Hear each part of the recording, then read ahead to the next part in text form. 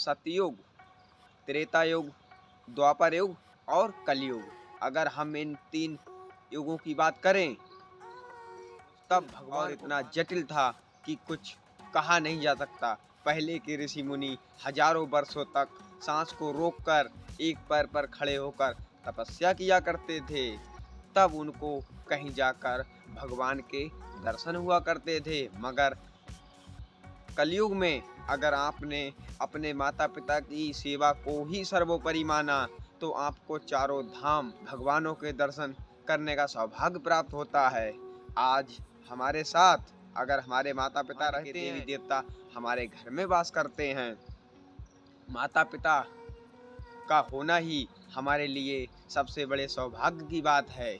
अगर हम जाने कि भगवान से हमारे लिए कई शिकायतें रहती हैं जीवन भर, लेकिन अगर भगवान का दूसरा पल्लू अगर देखें, तो भगवान ने कई चीज़ों को हमारे लिए दिया है जिनके हम सब शुक्रगुजार हैं। आपको भगवान ने 24 घंटे का समय किस तरह खर्च करते हैं, ये आप पर डिपेंड करता है। इस तरह आप अपने समय का उपयोग करते हैं, उसी तरह भगवान हमारे लिए फल प्रदान करते हैं। हम लोग 24 घंटे घूम घूम कर अपने समय को व्यर्थ गवाते हैं, तो आने वाले समय में हम उसी के कारण पश्चाताप करते हैं। जो व्यक्ति अपने समय को एक एक मिनट, एक एक सेकंड का उपयोग करता है, वो आने वाले समय में महान व्यक्ति कहलाता है। आज हम आपके सामने एक फिर नई कहानी लेके प्रस्तुत हुए हैं।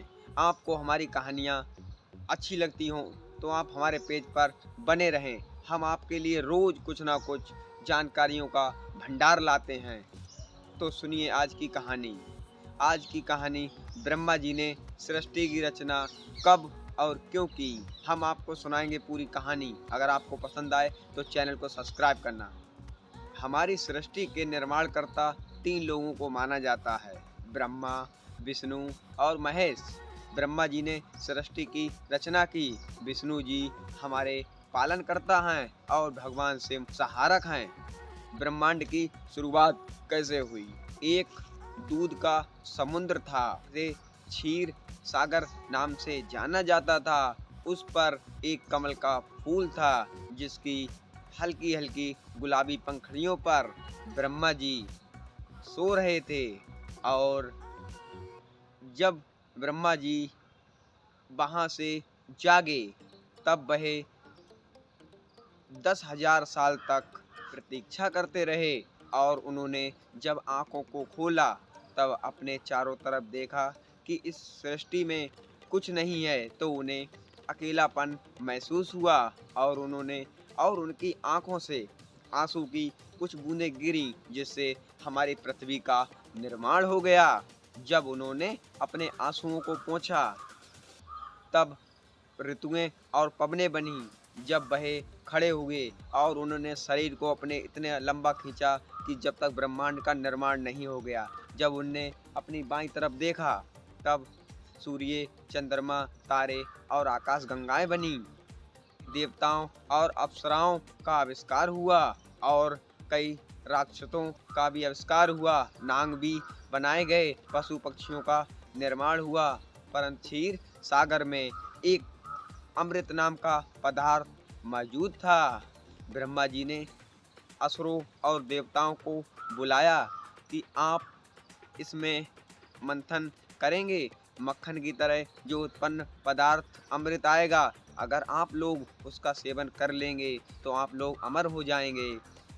दैत्य और देवता ब्रह्मा जी की बात मानकर उसमें सागर मंथन की योजना बनाते हैं। परंतु इतना विशाल सागर मंथन को कैसे किया जाए? कुछ दूरी पर जाने के बाद एक समुद्र से निकला हुआ थोड़ा पहाड़ मंथरा नाम का दिखाई देता है।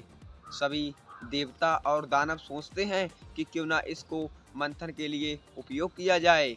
वह उसको उठाने का प्रयास करते हैं, परंतु वह इतना विशालकाय पर्वत होता है कि असुरों और देवताओं पर नहीं उठता है। उसको उठाने के कारण कई दानवों और देवताओं की मृत्यु हो जाती है। यह सब नज़ारा भगवान विष्णु अपनी आंखों से देख रहे होते हैं। उनका मन होता है कि क्यों ना इनकी देवताओं और असुरों की मदद की जाए। तब वह मंथरा नाम के पर्वत को उठाकर क्षीर सागर के बीच में लाकर रख देते हैं और फिर देवता और असुर एक मोटी सी लंबी रस्सी को खोजते हैं, परंतु उनको नहीं मिलती है। तब हमारे नागों के देवता बासुकी, जो नागों में सबसे लंबे और सबसे ताकतवर पाए जाते हैं, तब वह अपना योगदान देते हैं और कहते हैं कि हमें पकड़कर आप सागर मंथन की योजना को संपन्न करो। बासुकी का फन दैत्यों की तरफ किया जाता है और उनकी पूंछ के लिए देवताओं को दिया जाता है। जब सागर मंथन की शुरुआत होती है तो सबसे पहले पदार्थ विष निकलता है। विष निकलने के पश्चात पूरी दुनिया में त्राही त्राही फैल जाती है। ब्रह्मा जी बहुत दुखी हो जाते हैं। तब उसको पीने के लिए भगवान शिव वहां पहुंचते हैं और पूरा विष पी जाते हैं और पार्वती माता उस विष को शंकर जी के कंठ से नीचे नहीं उतरने देते हैं, कारण भगवान शिव को नीलकंठ भी कहा जाता है।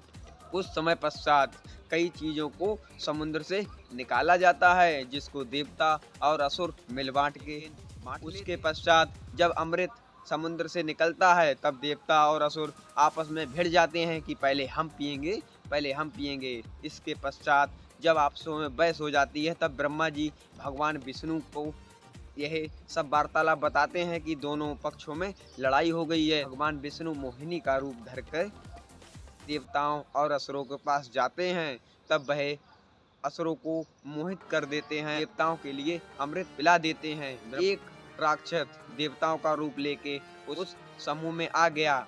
उसने कुछ बूंदों को पी पाया था। भगवान विष्णु उसको समझ गए कि ये देवता नहीं, ये राक्षस है। तब उसका सुदर्शन चक्र से उसका वध कर देते हैं और उसकी गर्दन कट जाती है। उसका अमृत धड़ से नीचे नहीं आ पाता है, परंतु उसकी गर्दन अमर हो जाती है और वह गिरहाओं के चारों ओर आज भी घूमता है। राहु कहते हैं वह कभी कभी सूर्य और चंद्रमा को खा जाता है, जिस कारण ग्रहण पड़ता है। इसी कारण हमारी सृष्टि का निर्माण होता है। इस सृष्टि का विनाश कैसे होगा?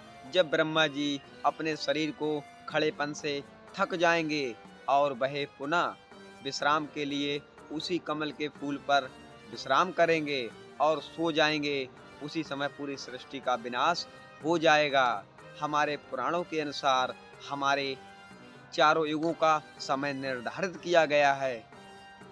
सतयुग का कार्यकाल 17,28,000 वर्षों का है। त्रेता युग का 12,96,000 वर्षों का है और द्वापर युग का 8,64,000 वर्षों का है और कलयुग का कार्यकाल 4,16,000 वर्षों का है। पृथ्वी पर जिन जिन चीजों का निर्माण हुआ है उनका विनाश भी होना है। इसकी कहानी आप लोगों को कैसी लगी? आप लाइक करके जरूर बताएं। धन्यवाद।